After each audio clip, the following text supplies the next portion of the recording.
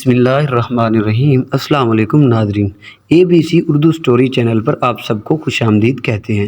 سلطان محترم اس وقت اپنے تخت پر برجمان تھے۔ وہ قاضی جو کچھ سلطان کو بتا رہا تھا وہ ناقابل یقین تھا۔ سلطان سوچ میں پڑ چکے تھے کہ کہنے لگے کہ کیا تم جو کچھ بھی کہہ رہے ہو وہ سچ ہے؟ ہو سکتا ہے تمہیں کوئی غلط فہمی ہوئی ہو۔ رات کے اندھیرے میں تم یہ تفتیش کرنے میں ناکام رہے ہو کہ تمہارے سامنے جو موجود چیز وہی جو حقیقت میں بھی اپنا وجود درک رکھتی ہے یا پھر کچھ اور۔ مگر سلطان کی بات سن کر وہ قاضی کہنے لگا، سلطان محترم، مجھے اپنے والدین، مرحوم والدین کی قسم، میں آپ سے جھوٹ کیوں بولوں گا؟ جو کچھ میں نے اپنی آنکھوں سے دیکھا ہے وہی آپ کے سامنے بیان کر رہا ہوں۔ اس کے بعد اس نے اپنے ساتھ آئے ہوئے ایک شخص کو مخاطب کیا اور کہنے لگا کہ سلطان محترم، اگر آپ کو پریشانی نہ ہو تو میں آپ کو یہ تھیلا کھول کر دکھا دوں۔ سلطان محترم نے ہاتھ سے اشارہ کر دیا۔ اس کے ساتھ قاضی صاحب اپنے ساتھ آئے ہوئے غلام کو آگے بڑھ کر سلطان کے پاس جانے کا کہا۔ دربار میں اس وقت سلطان کے علاوہ وزیر، مشیر، سب کچھ اور خاص طور پر حضرات بھی موجود تھے۔ جب سلطان محترم کے پاس وہ شخص پہنچا، اس تھیلے کو کھول کر سامنے کیا تو جو چیز اس میں سلطان محترم نے دیکھی، اگلے ہی پل اپنا رخ پھیر چکے تھے۔ زبان سے بے ساختہ استغفار نکلا تھا۔ سلطان کو اس قدر گھبرایا ہوا دیکھ کر وہاں کھڑے مجید بہت پریشان ہو گئے تھے، گویا آگے بڑھ کر دیکھنا چاہتے تھے کہ اس کے تھیلے میں کیا موجود ہے، لیکن تھیلے کو فوراً بند کر دیا گیا تھا۔ وہ شخص جو اس کا نام عزیز غلام معلوم ہوتا تھا، اپنے کپکپاتے ہوئے ہاتھوں سے اس تھیلے کو دوبارہ بند کر کے واپس آ کر قاضی کے پاس کھڑا ہو چکا تھا۔ محترم کے قریب آیا اور پھر سر جھکا کر کہنے لگا، سلطان محترم، اب آپ کو یقین آ چکا ہوگا کہ میں سچ کہہ رہا ہوں۔ میں نہیں جانتا یہ سب کچھ میرے ساتھ کیوں ہو رہے ہیں اور کوئی آخر کیا کرنا چاہتا ہے۔ پہل تو جب میرے ساتھ یہ واقعہ ہوا مجھے لگا شاید کوئی سفلی عملیات کرنے والا ہے، کوئی کالا علم جانتا ہے جو اس طرح کی حرکات کر رہا ہے، لیکن جب میں ان طرح کے شکوک و شبہات سے نکل کر اپنے ذہن میں سوچنے لگا تو مجھے یہ یقین ہو گیا کہ نہ ہو کچھ مسئلہ ضرور ہے جو میرے گھر کے باہر یہ سب کچھ پیش آ رہا ہے۔ سلطان، میں اس قدر پریشان ہو چکا ہوں کہ میری نگاہوں بلا وجہ اپنی بیوی بچوں کے ساتھ اکھڑ کر پیش آتا ہوں۔ بعض دفعہ تو اپنی بیوی پر تشدد بھی کرنے لگتا ہوں۔ وہ اپنی تمام تر روادات سلطان کو سنا رہا تھا، جبکہ سلطان اس کی ساری بات سننے کے بعد اسے کہنے لگے کہ ٹھیک ہے، تم فکر مت کرو، تمہارا مسئلہ بے حد پیچیدہ ہے، لیکن اس کے باوجود ہم اس کا کوئی نہ کوئی حل نکال لیں گے۔ لیکن ایک مرتبہ وہ شخص میرے ہاتھ لگ جائے جو ان کے سب کا ذمہ دار ہے تو میں بھی یہی اشارہ کروں گا جو کچھ وہ کتنے ہی معصوم لوگوں کے ساتھ کر چکا ہے۔ اس کے بعد سلطان نے قاضی کو وہاں سے جانے کا کہا، جبکہ وزیر کے قریب آ چکے تھے۔ کہنے لگے کہ سلطان کا آخر یہ معاملہ کیا ہے؟ اس قاضی نے آپ کے کان میں پاس آ کر کیا کہا تھا؟ سلطان نے ایک قہر بھری نظروں سے اگلے ہی پل کھڑے ہوئے اور آگے چل رہے تھے۔ دربار سے نکل کر وہ باغ میں آ چکے تھے اور وہیں چہل قدمی کر رہے تھے۔ دونوں وزیر سلطان کے ساتھ ہی موجود تھے، 4 سپاہی بھی تھے جو ان کے ذرا سل چل رہے تھے، وزیر کے تمام تر معاملات سے آگاہ بھی کر رہے تھے۔ آج فجر کی وقت سلطان محترم اپنا دربار لگا لیا تھا۔ نماز فجر ادا کرنے کے بعد ہی لوگوں کا روبہ تانبا سا بن چکا تھا۔ لوگ صبح اپنے مسائل لے کر آ رہے تھے اور سلطان خوش اسلوبی سے ان کے مسائل حل کر رہے تھے۔ تبھی ایک شخص ہانپتا ہوا وہاں پر آیا۔ اس کی حالت انتہائی غیر لگ رہی تھی۔ درباریوں نے اسے روک لیا، اس سے پوچھ گچھ کرنے لگے، تم کون ہو، کہاں سے آئے ہو اور کس لیے سلطان سے ملنا چاہتے ہو؟ اگر تمہارا مسئلہ زیادہ پیچیدہ ہے تو بہتر ہے کہ عرضی لکھو، وہ سلطان تک پہنچاؤ۔ لیکن وہ قاضی کے گھبرائے ہوئے کہنے لگا، میرے پاس اتنا وقت نہیں ہے جو میں اس طرح کے مطالبے پورا کرتا پھروں۔ مجھے جلد از جلد سلطان سے ملاقات کرنی ہے۔ اگر سلطان سے ملاقات کرنے میں مجھے مزید تاخیر ہو گئی، نہ جانے مزید کتنی زندگیاں برباد ہو جائیں گی۔ اس کا اندازہ ایسا تھا۔ پھر اس کا تعارف جب ہوا کہ وہ اسکان کا رہنے والا ہے، اسکلان میں بطور قاضی اپنی ڈیوٹی سر انجام دے رہا ہے، تو دربار میں فوراً معذرت کرتے ہوئے پیچھے ہٹ چکے تھے۔ وہ قاضی تیز قدم آگے بڑھ چکا تھا اور پیچھے اس کا ایک غلام بھی موجود تھا جس نے اپنے ہاتھ میں ایک تھیلا اٹھا رکھا تھا۔ سلطان نے جب اسکلان کی قاضی کو اپنے سامنے دیکھا تو خوشگوار حیرت چہرے پر پھیل گئی تھی۔ فرمانے لگے، آؤ تمہیں اچانک اپنے سامنے دیکھ کر ہمیں بہت خوشی ہوئی۔ تشریف رکھو، خیرت تو ہے؟ انسان اسکلان کا قاضی اکھڑے ہوئے سانس لینے لگا، کہنے لگا سلطان محترم، اگر خیریت ہوتی تو میں کبھی بھی یوں ہڑبڑی میں آپ کے دربار میں مت آتا، مجھے آپ سے بہت ہی ضروری بات کرنی ہے۔ اتنے کہنے کے بعد وہ بغیر ڈر و جھجک کے زینے چڑھتا ہوا سلطان محترم کے تخت پر پہنچ چکا، اور تخت پر پہنچ کر اس کے بعد آس پڑی دوڑنا لگائی اور وزیر مشیر موجود تھے۔ اس سب کو نظر انداز کرتا ہوا سلطان محترم کے قریب جھک کر پھر ساری بات کان میں بتانے لگا، جس کی وجہ سے باقی لوگوں سے آدھا معاملہ تو مخفی رہ چکا تھا۔ خاص کر وزیر تو یہی سوچ رہے تھے کہ آخر کیا تھا اس تھیلے میں۔ اسے دیکھ کر سلطان بھی گھبرا چکے تھے۔ ایسی کون سی بات تھی جس سے اسکلان کے قاضی نے سلطان کے کان میں ہی بتایا تھا، سب کے سامنے نہیں بتایا تھا؟ وہ شخص سلطان کے کان میں کہنے لگا کہ سلطان، آپ کے ہی حکم پر مجھے اسکلان کا قاضی بنایا گیا تھا۔ سب کچھ اب تک ٹھیک چلتا ہوا آ رہا تھا، لیکن پچھلے ایک ہفتے سے تو جیسے میری نیندیں حرام ہو کر رہ چکی ہوں۔ آپ نہیں جانتے میرے ساتھ کیا کچھ ہوا ہے سلطان محترم۔ اپنے جوان بیٹیاں، ایک معذور بیٹے کے ساتھ گھر میں رہتا ہوا میری بیوی بھی بڑی نیک اور فرما بردار ہے۔ سارا دن میرا وقت لوگوں کے انصاف دلانے میں، ان کے معاملے سلجھانے میں گزر جاتا ہے۔ اس روز جب میں رات کو گھر آیا تو ایک عجیب سی بے چینی مجھے گھیرا ہوا تھی، بار بار اپنے ہاتھ اپنے سینے پر مسل رہا تھا۔ میری بیوی نے مجھے گھبراتے ہوئے دیکھ کر مجھ سے سوال کرنے لگی۔ میں نے اسے ٹھنڈا مشروب لانے کو کہا، کہنے لگی، بس دل پر ایک عجیب سا بوجھ سا محسوس ہو رہا ہے۔ وہ میرے لیے ٹھنڈا مشروب بنا کر لے آئی۔ میں گھونٹ گھونٹ مشروب پی رہا تھا، تب تک میری بیوی نوافل میں مصروف ہو گئی۔ میرے بچے سو چکے تھے۔ میں اپنے ہی دھیان میں کھڑکی کے پاس بیٹھا تھا۔ ٹھنڈی ٹھنڈی ہوا کے جھونکے مجھے سکون میسر کر رہے تھے۔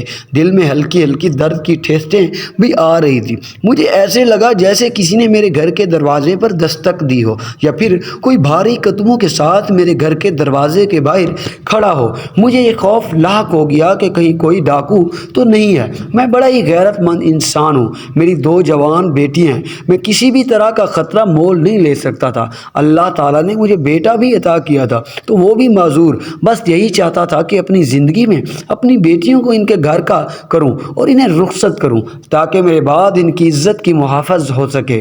میں نے اسے مشروب کا گلاس وہیں پر رکھا اور پھر چلتا ہوا دروازے تک آ گیا۔ جیسے دروازہ کھولا، ایک تھیلا میرے قدموں میں آ کر گرا۔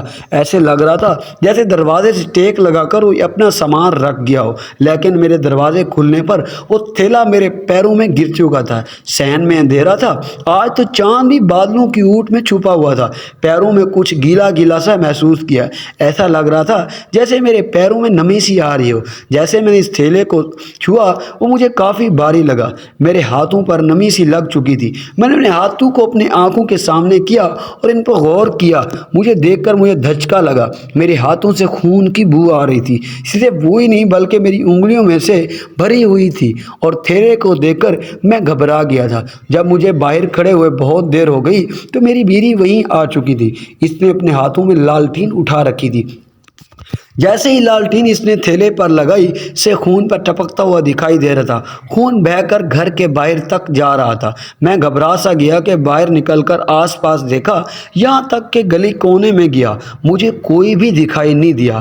آخر یہ کون تھا جو یہ تھیلا میرے گھر کے باہر رکھ کر گیا تھا؟ اس نے گھبراتے ہوئے جب اس تھیلے کو کھولا تو اندر میں جو چیز مجھے دکھائی دی، دیکھ کر میرے پیروں کے نیچے زمین ہی نکل چکی تھی، کیونکہ میں اسے انسانوں کے کٹے ہوئے عذاب پڑے تھے۔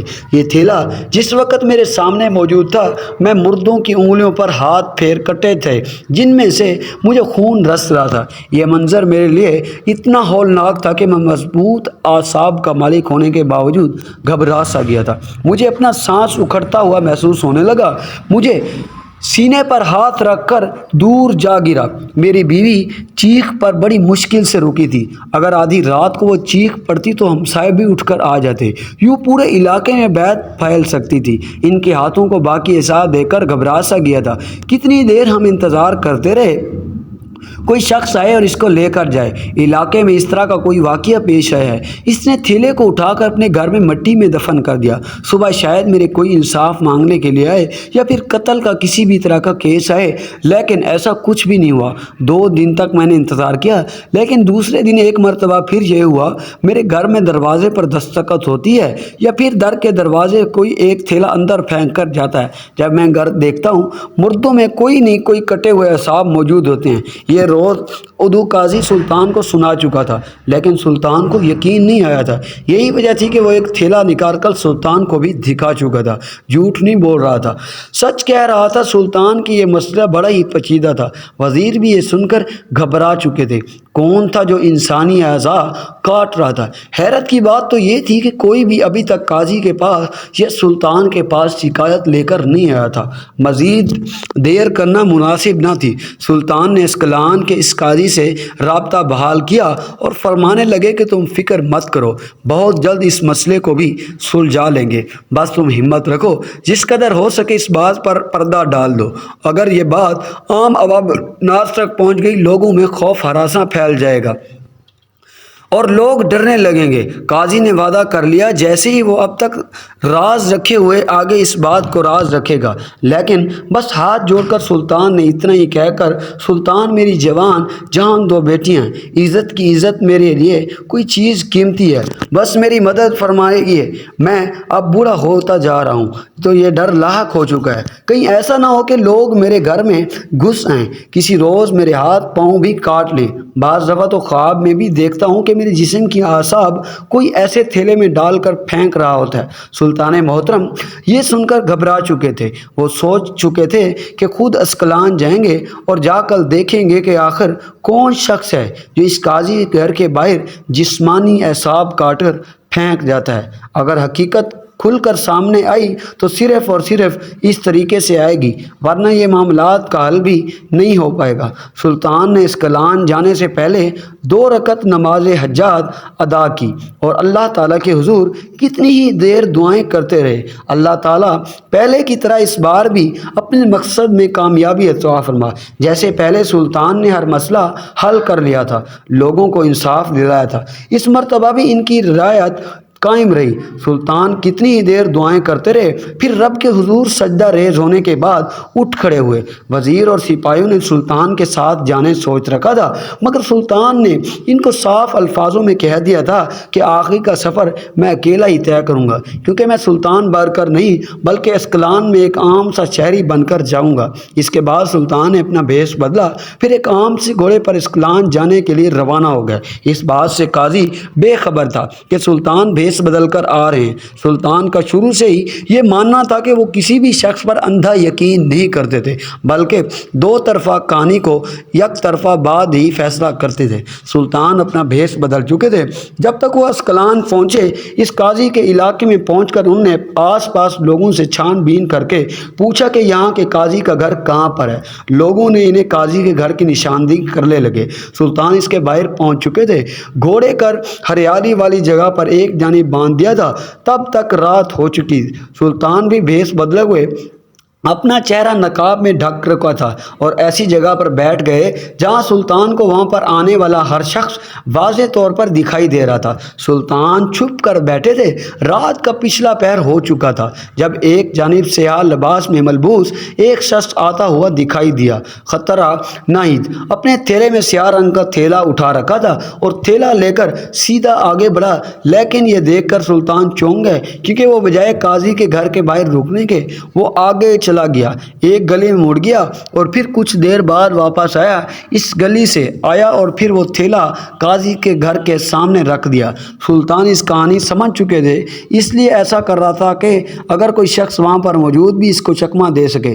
जैसे ही काजी के घर पर दस्तक देता, सुल्तान इसकी गर्दन दबोच ली। यूं अपनी गर्दन पर गिरफ्त महसूस करके अगले ही पल इसने खुद को छुड़वाना चाहा, लेकिन सुल्तान के मुंह पर हाथ रखकर इसे एक जानिब को ले जाने लगे थे। वो शोर कर सकता था, यूँ लोग इकट्ठे हो जाते। अच्छा नहीं था, सुल्तान इसे पकड़कर वहाँ पर वीरान मकान में ले आए जहाँ पर किसी की रिहाइश नहीं थी। वहाँ पर लाने के बाद सुल्तान इसके कान के करीब बोले कि किसी भी तरह रद्द अमल देने से पहले ये रात ज़हन में रखना कि तुम इस वक्त महफूज हातिम हो। कितने कहने के बाद सुल्तान ने जैसे ही रुख अपनी जानिब मोड़ लिया, चेहरे का निकाब हटाया, अगले ही पल सुल्तान हैरान हुए क्योंकि सामने एक शख्स नहीं बल्कि इंतहाई हसीन लड़की सुल्तान मोहतरम के सामने थी। इसका कद बहुत लंबा कद काट और सुल्तान जितनी थी, जिस तरह इसने अपना चोलिया बना रखी थी, कोई भी पहचान नहीं सकता था ये लड़की नहीं बल्कि लड़की है। इससे पहले वो अपनी मुट्ठी में सुल्तान को फेंक कर वहाँ से भाग जाना चाहती थी, लेकिन सुल्तान ने इसका वहीं हाथ पकड़कर अगले ही पल बुलंद आवाज़ में कहने लगे, खबरदार, जो भी किसी तरह की चालाकी दिखाने की कोशिश थी।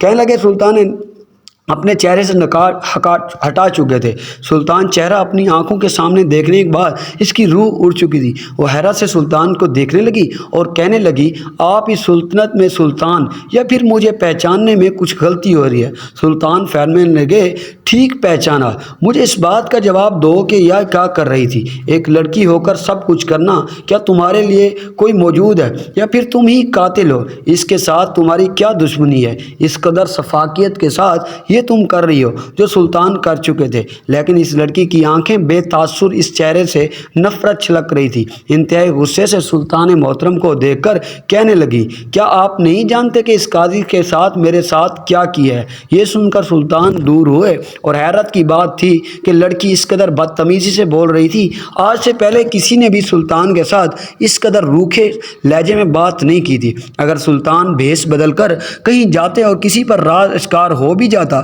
सुल्तान सर झुकाकर सुल्तान को सलाम किया करता था, फिर यही कहता कि सुल्तान मुझे माफ़ कर दिए, मैं आपको पहचान नहीं पाया। लेकिन ये लड़की इस कदर ढीठ थी कि बजाय सुल्तान के सामने सर झुकाकर माफ़ी मांगने लगी, इनकी आंखों में आंखें डालकर सवाल कर रही थी। सुल्तान इससे कहने लगे, बताओ क्या कहना चाहती हो?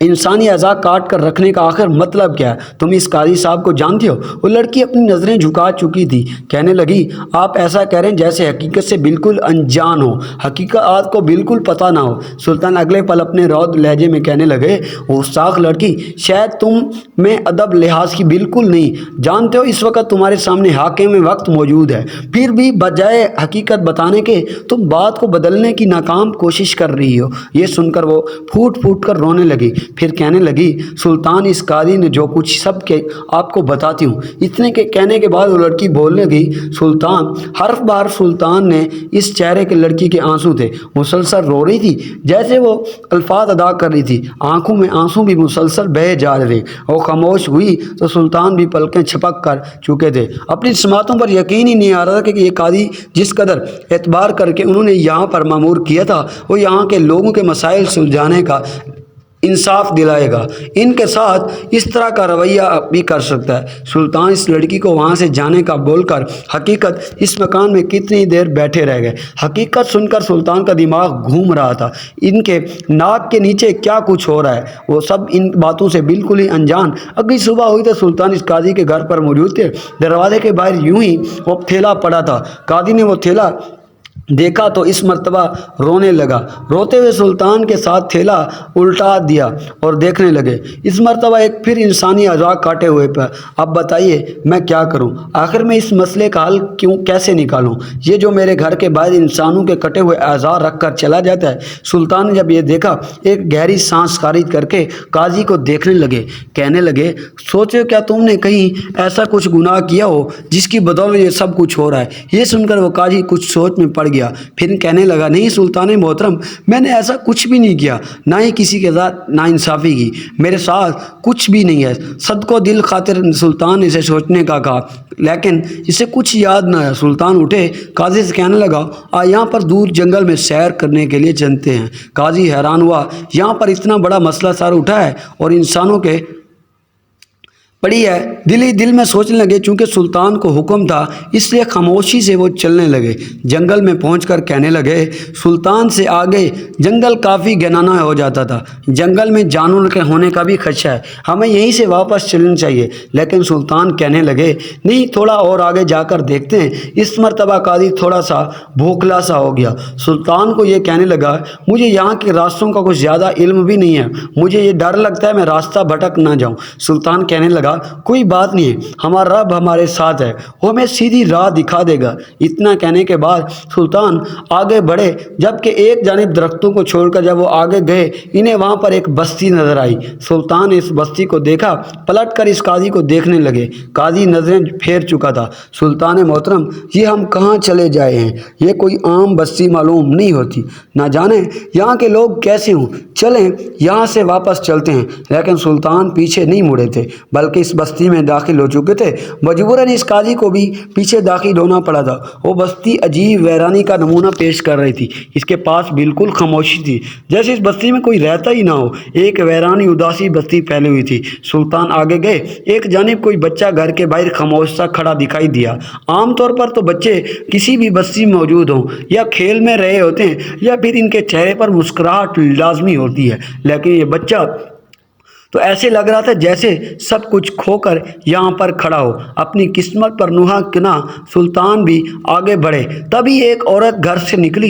जैसे इसकी नज़र सुल्तान पर पड़ी, आगे पलक घबराई, न जाने किसी और आवाज़ देने लगी। इसकी आवाज़ इस छोटे से घर में एक लड़का लड़की निकलकर बाहर आ चुके थे। ये वही लड़की थी जो कल रात सुल्तान को थैला रखते हुए दिखाई दे रही थी, लेकिन वो काजी से इस बात से अनजान था। इस लड़की को देखने के बाद वो थोड़ा बौखलाया ज़रूर, लेकिन सुल्तान इनसे खैर आफियत जानने लगे। फिर इसे कहने लगे, हम तुम्हारी बस्ती का सैर करना चाहते हैं। इसके बाद सुल्तान इस पूरी बस्ती का चक्कर लगा रहे थे। लोग मुड़ मुड़ कर सुल्तान को देख रहे थे, कोई भी सुल्तान को सलाम तक देने के लिए आगे नहीं बढ़ा था। यहाँ तक कि लोग जान चुके थे सुल्तान जिन लोगों पर राज खुला वो घबरा कर अपने घरों में घुस गए और दरवाज़ा बंद कर लिया। इस डर की वजह से क्या, ये भी कल रात वाली लड़की बता चुकी थी।